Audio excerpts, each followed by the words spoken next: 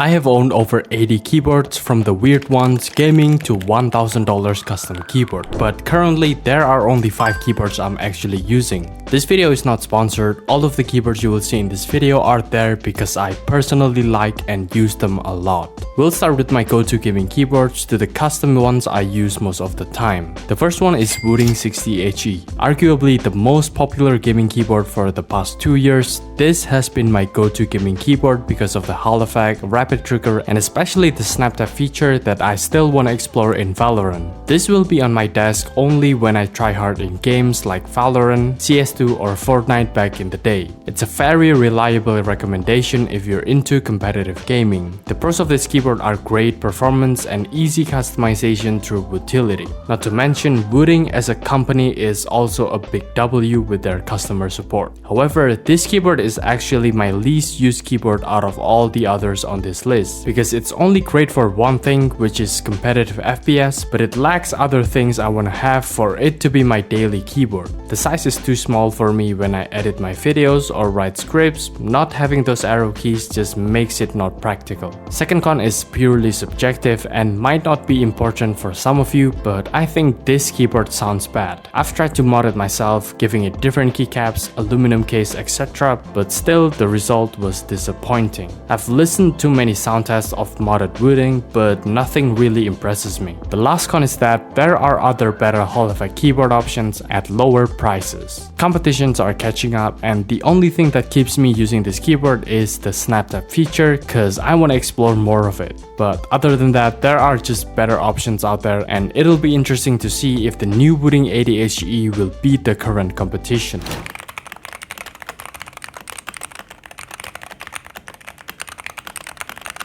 And one of the competitions I just mentioned is this keyboard, Backspace Oasis75. It does pretty much everything that Wooting does except snap tap, but for just $10 more, it has a better case, better switches, better typing feel, and subjectively better aesthetic. Also 75% layout works better for me. I got those arrow keys and F keys, but it remains compact. Performance wise, it's as good as Wooting. On paper, even better cause it has 8000 Hz polling rate. Aluminum case feels premium but heavy. I would say the cons of this keyboard are the RGB is not that bright, and second, it's not possible to swap the case. The gasket mount makes the typing feel very soft, as you can see me pressing these keys. This one is an easy recommendation if you want a one and done solid HE keyboard without having to mod it to make it sound good.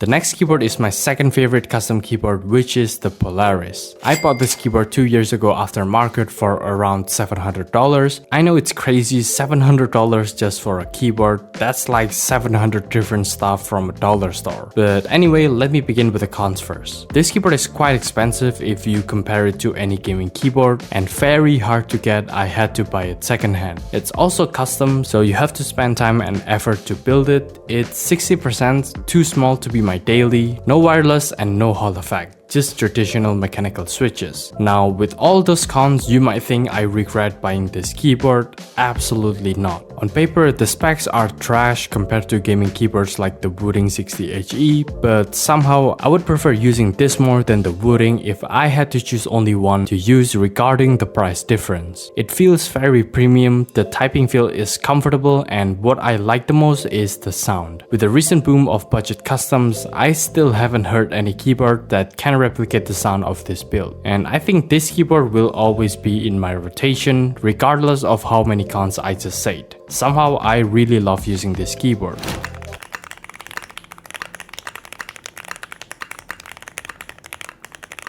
The next one is the newest gaming keyboard from Asus. The ROG Azoth Extreme is marketed as a gaming keyboard, but I kinda disagree. A little story, this keyboard was just revealed a few months ago at Computex, and I had an early sneak peek of it. My first impression of this keyboard, not gonna lie, I was so surprised, both with the quality and the price tag. Let's go with the positives first. It feels as good as a custom keyboard, but comes pre-assembled, has lots of customizability, and the case machining finish is also premium. 75%, it's a pretty flexible layout. I think almost anyone won't have a problem using it. The typing feel is soft with the leaf spring mount, and it has great wireless performance. I don't feel any delay at all using this wireless. More importantly, the battery life can last up to 300 hours. That's almost 2 weeks of use without having to charge it again. And surprisingly, it sounds even better than some of my custom keyboards that don't make it to this list. The cons, however, it doesn't have Hall effect switches. Being marketed as a gaming keyboard, it's quite unfortunate considering it's 2024,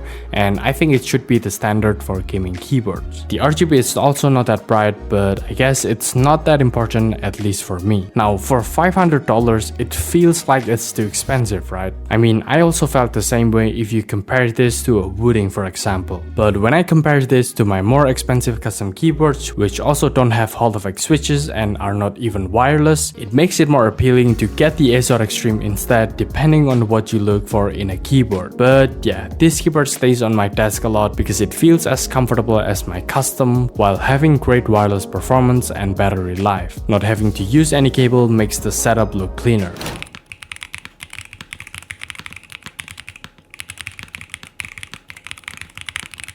The last keyboard is my #1 favorite, which is the Mr. Suit. I've probably spent around $800 on this build, quite a big amount just for a keyboard, but thankfully no regrets so far from getting this. My favorite part of this keyboard is the typing feel. It's incredibly soft and comfortable, as you can see the flags by me pressing it. I'm not saying it's worth it to spend $800 just for the typing feel, but if you knew how soft it feels typing on this keyboard, spending $800 on it doesn't feel as bad. The case material feels premium and looks very clean, although it's quite heavy. It's a custom, so tons of customizability. If I get bored of this configuration, I can always use other switches, plates, foam, and keycaps, so it feels like a totally new keyboard. The sound is also one of my favorites. I wouldn't say it is hard to replicate nowadays, but so far I never get bored of how it sounds. Even though this is the keyboard I use the most, it's of course not perfect. No Hall effect, no wireless, expensive and hard to get. And lastly, you gotta spend the time and effort to build and customize this keyboard.